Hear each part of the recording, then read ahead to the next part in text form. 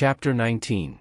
The two angels arrived at Sodom in the evening, and Lot was sitting in the gateway of the city. When he saw them, he got up to meet them and bowed down with his face to the ground. "My lords," he said, "please turn aside to your servant's house.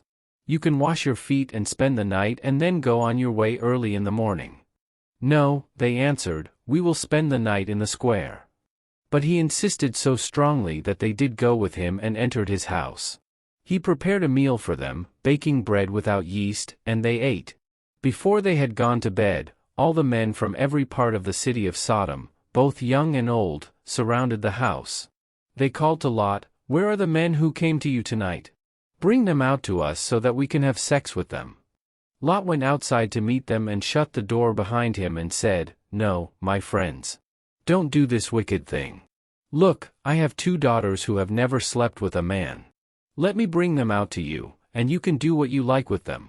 But don't do anything to these men, for they have come under the protection of my roof." "Get out of our way," they replied.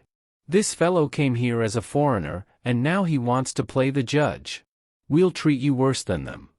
They kept bringing pressure on Lot and moved forward to break down the door. But the men inside reached out and pulled Lot back into the house and shut the door. Then they struck the men who were at the door of the house, young and old, with blindness so that they could not find the door.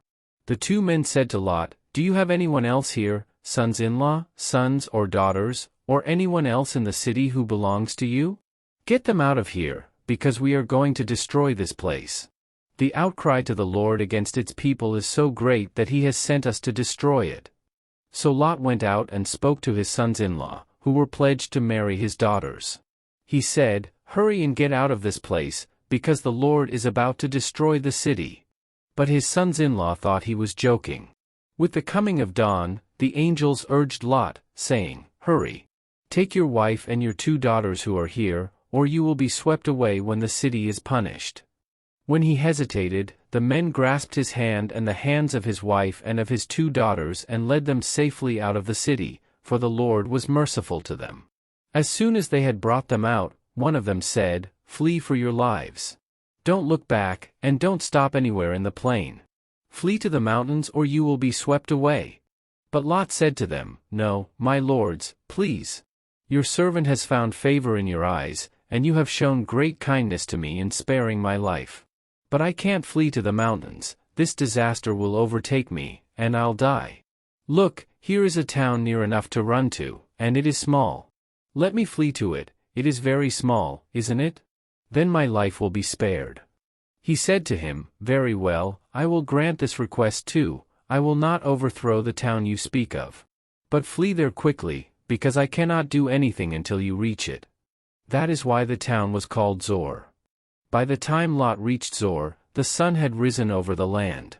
Then the Lord rained down burning sulfur on Sodom and Gomorrah, from the Lord out of the heavens. Thus he overthrew those cities and the entire plain, destroying all those living in the cities, and also the vegetation in the land. But Lot's wife looked back, and she became a pillar of salt.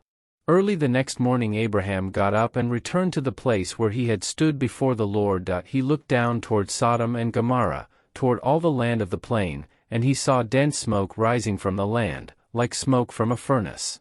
So when God destroyed the cities of the plain, he remembered Abraham, and he brought Lot out of the catastrophe that overthrew the cities where Lot had lived. Lot and his two daughters left Zor and settled in the mountains, for he was afraid to stay in Zor. He and his two daughters lived in a cave.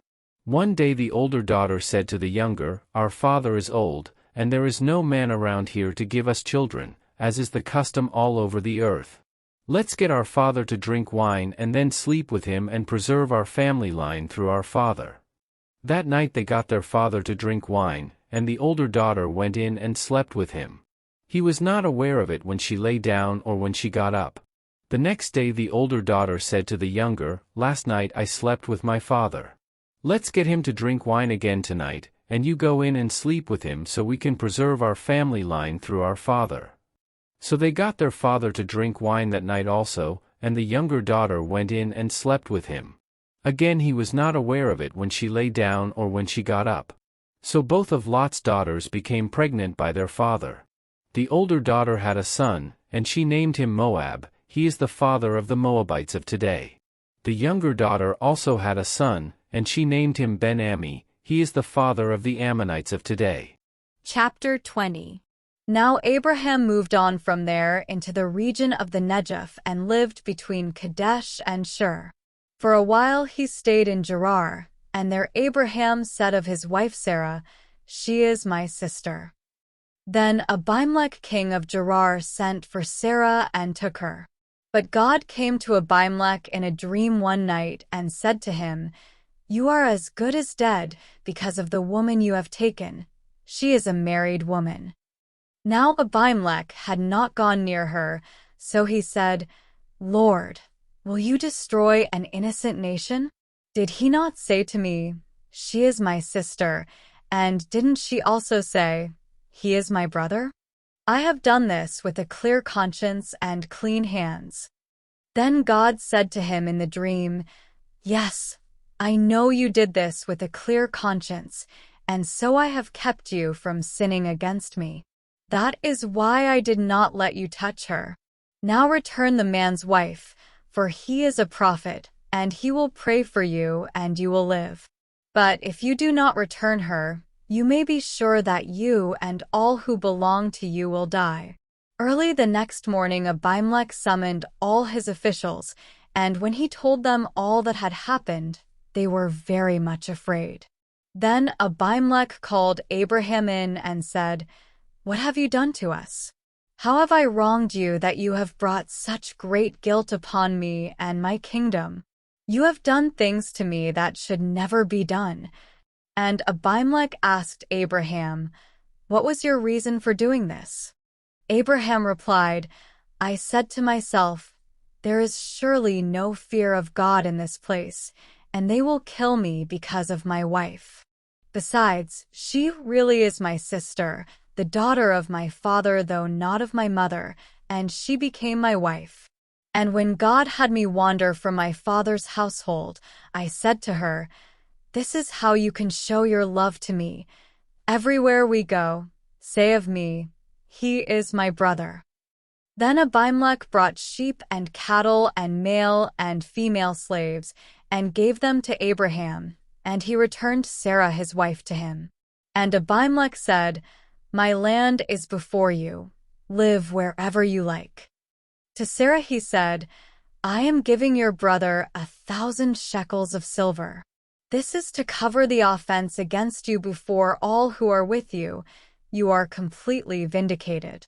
Then Abraham prayed to God, and God healed Abimelech, his wife and his female slaves, so they could have children again, for the Lord had kept all the women in Abimelech's household from conceiving because of Abraham's wife Sarah.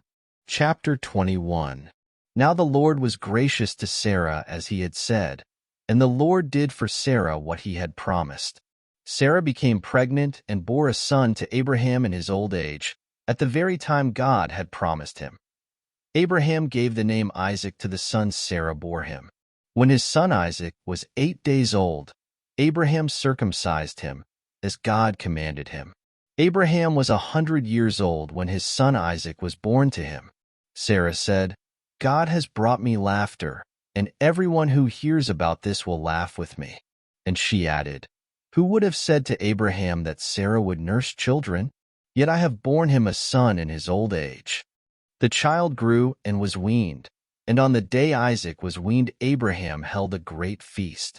But Sarah saw that the son whom Hagar the Egyptian had borne to Abraham was mocking, and she said to Abraham, "Get rid of that slave woman and her son, for that woman's son will never share in the inheritance with my son Isaac." The matter distressed Abraham greatly because it concerned his son. But God said to him, "Do not be so distressed about the boy and your slave woman. Listen to whatever Sarah tells you, because it is through Isaac that your offspring will be reckoned. I will make the son of the slave into a nation also, because he is your offspring."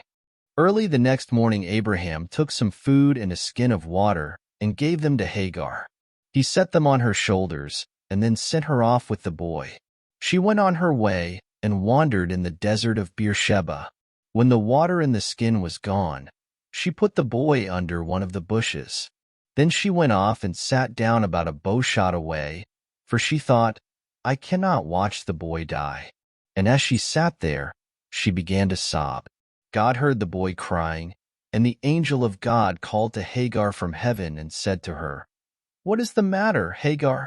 Do not be afraid. God has heard the boy crying as he lies there.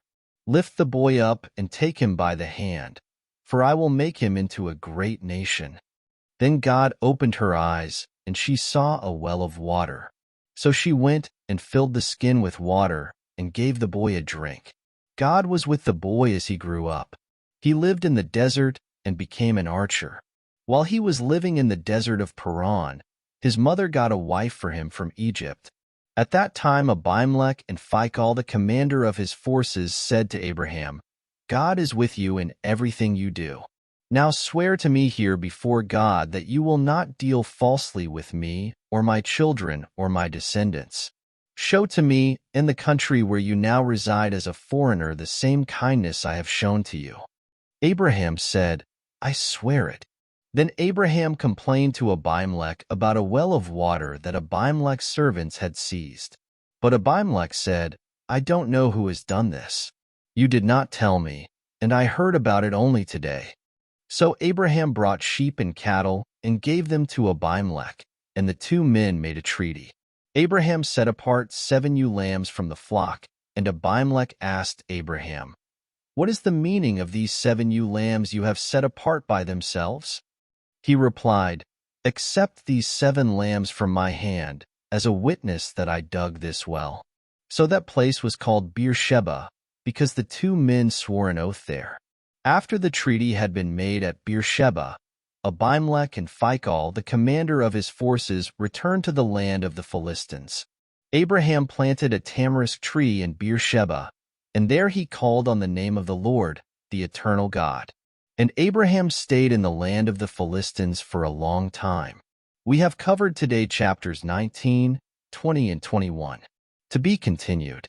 Tune in for day 6 of our journey. Please consider giving this video a thumbs up to show your support.